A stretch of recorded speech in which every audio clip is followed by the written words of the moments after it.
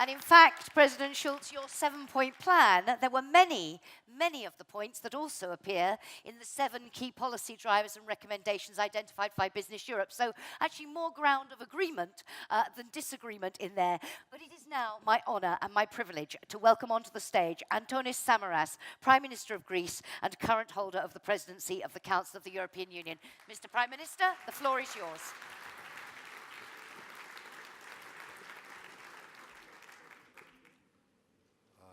Dear President Schulz, dear Presidents, dear colleagues, distinguished ladies and gentlemen, I'm glad to be here today. This is a very important event.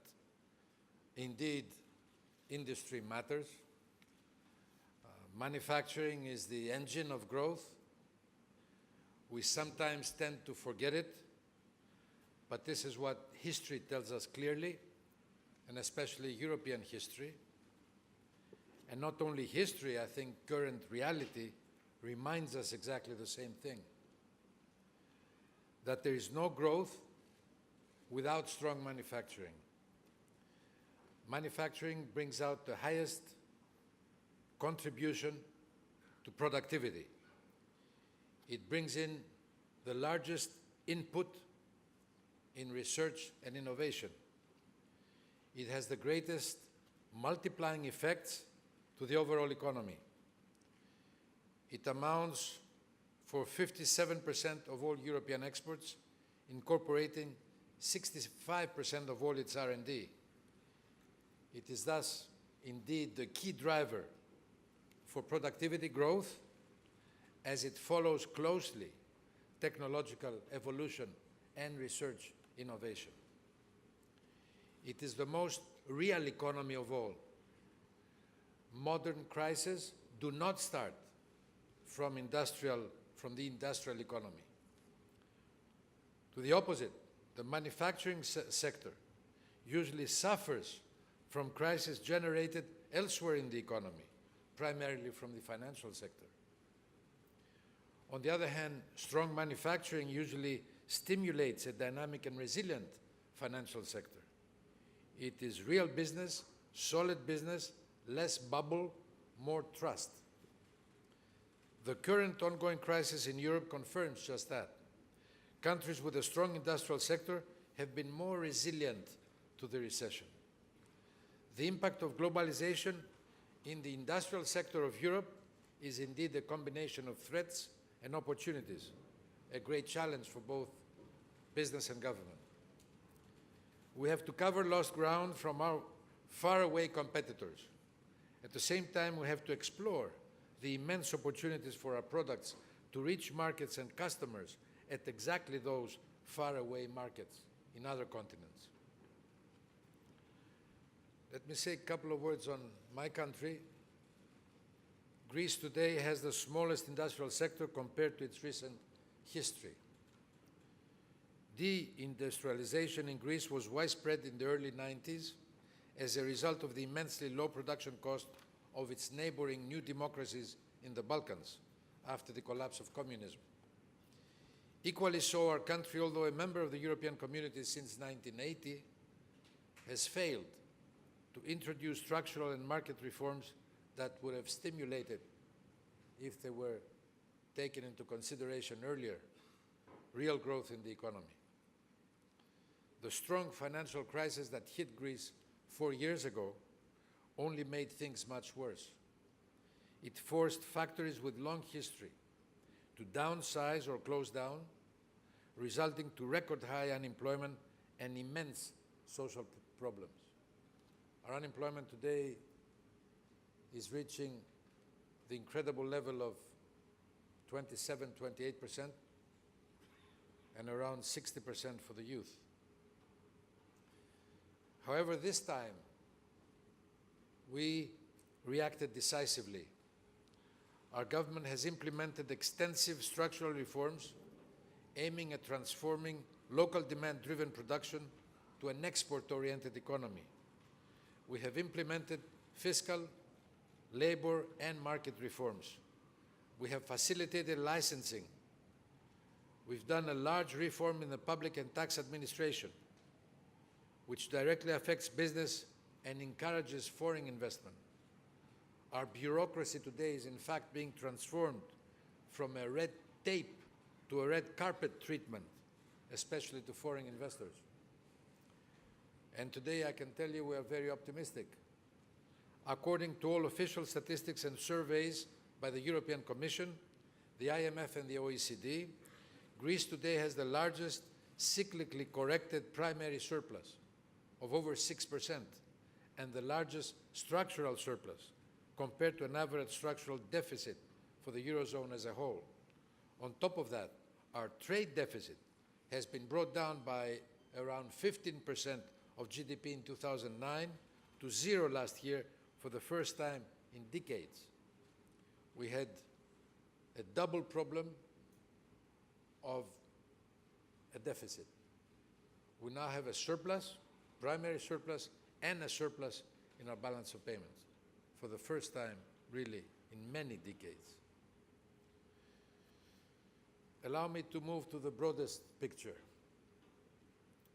I think that the greatest challenge for the European industry is how to deal with competition from regions where the manufacturing sector carries a much lighter labor, social, and tax regulatory regime.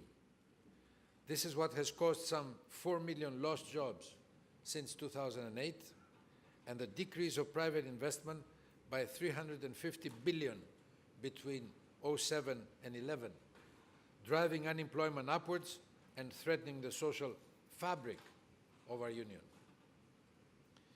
Europe has been seriously affected by the crisis and challenged from competition from emerging markets. The industry's shares of European GDP has slightly dropped to 15.1% in 2013 versus the goal of 20% in 2020. It suffers from an expensive euro, which holds down its exporting potential to the rest of the world. Access to finance for small businesses has become increasingly scarce.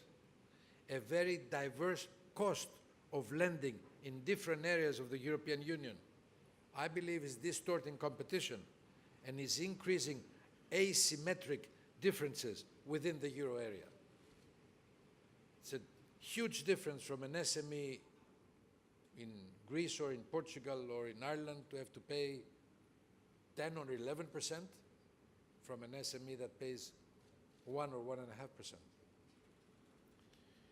During the past 10 years, Europe became a less popular place to do business.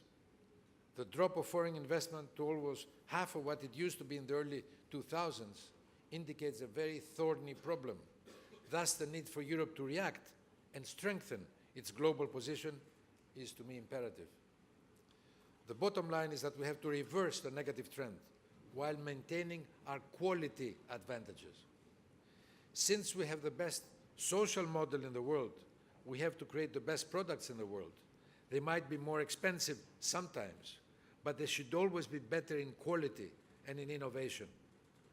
Our European products have to be the best value for money compared to similar products produced elsewhere. This is called, I believe, competitiveness. We don't necessarily have to compete for the lowest price, but we certainly have to produce the best value for money. This simple logic carries a whole chain of implications because it demands as a prerequisite to have the best education system linked to the real economy, as well as the best R&D infrastructure, as our President of our Parliament indicated. As an old member of the Committee of Budgets myself in the Parliament, I fully agree with Schulz's insistence on R&D. Of course, also on the problem of regulation, trade strategy, and worker skills. This logic also requires the existence of companies of variable sizes to be able to innovate and lead. Regaining success in the global industrial competition implies that in some sectors we need bigger companies, while in other sectors we need smaller companies to face non-European competition. During this semester, ladies and gentlemen, the Greek presidency comes at a transition period for Europe. Indeed, we are all in the road of recovery from an acute crisis, which has, I have to say, however, helped Europe change the most since Maastricht. As a foreign minister of my country, I was there, and I'm the one who signed the Maastricht Agreement. And I have to tell you that this is the first time that Europe is really changing. And I believe that this is why we are fully anchored with Vice President Tajani's initiative for the Industrial Compact. It will complement the Compact for Growth and Employment, as well as the Fiscal Compact, so that we can attain the objectives of Europe 2020 strategy. The report Business Europe has presented here today is a comprehensive policy paper with clear-cut recommendations, policy recommendations for such an industrial compact. Your proposals cover both the European institutions and the member states. Let me underline just one thing here. Industrial policy is not, I repeat, is not a Soviet-type 5-year plan, as some of the critics maintain. The interaction of market forces with the private sector is indeed our understanding of a sustainable growth. Industrial policy should make sure that we keep all our competitive advantages at all levels and at all sectors in our internal market. Industrial policy is about providing the conditions for our investors and our businessmen and our workers and our researchers and our banks and our consumers to make the best choices to maintain our standards and improve our position in world competition. And it is also a vehicle for closer integration within the European Union. So we need to go beyond the conventional wisdom. We have to start thinking out of the box.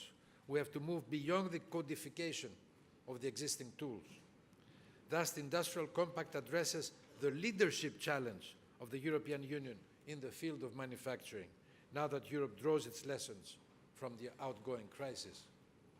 The European Council of March 2014, in a couple of months, will be crucial for a fruitful debate which will define a clear strategy regarding industrial policy and competitiveness. Our purpose will not be only to exchange views, but also to decide measures which will strengthen both the business environment and industrial competitiveness in Europe. The Hellenic Presidency will aim to bring tangible results. One, by addressing the high cost of energy and the lack of a unified energy market. I believe this is a high priority. We need to mitigate the negative impact of the high cost of energy, twice higher than in the USA and Russia, while especially the EU gas is 3 to 4 times more expensive than for the USA, the Russian, and the Indian competitors. Two, by addressing the high cost of bureaucracy and by improving the business environment, identifying burdensome legislation while also simplifying and stabilizing the tax system. Three, by improving financial access and addressing the consequent lack of liquidity, especially for SMEs. We strongly believe that specialized financial instruments for industry need to be developed in cooperation with the EIB and the EIF. Four, by stimulating investment in innovation in conjunction with the digital agenda. Five, by investing in the knowledge economy and in new skills, an element of paramount importance in identifying new growth prospects. And six, by deepening the notion of a single market, which is also imperative, both for maximizing the potential of the internal market and for exploiting opportunities in the global market. Europe is coming out of this crisis stronger and, I believe, wiser. We have to untap our potential in global competition. No other continent is the birthplace of modern civilization, the mother of all sciences, the birthplace of democracy, the ideal place to live and prosper. Our products carry this fame as an intrinsic value. Europe is by definition a very strong brand name. We absolutely have to make the most out of it. Thus, manufacturing must indeed be placed at the center stage of Europe's economic recovery. We do believe in ourselves, we do believe in our potential, we can exceed our own expectations. I'm sure the sky is our limit, and I hope to see you in your next meeting in Athens. I will see you there in the beginning of May. Again, thank you very much. Thank you. Thank you very much indeed, Prime Minister, and I'm sure it will be music to this audience's ears, your talk of the vital importance of an industrial compact to be the complement to the fiscal compact, and also your expression about moving from red tape to red carpet treatment. That is something I think would, again, be music to people's ears. We'll discuss precisely how to do that in a European context and report back to you on our findings. But thank you to you. Thank you to President Schulz. I know you have a busy day, EU-Russia summit. Thank you so much for being with us. I'll give you a chance to think. Ladies and gentlemen, another round of applause, please, for the Prime Minister and President.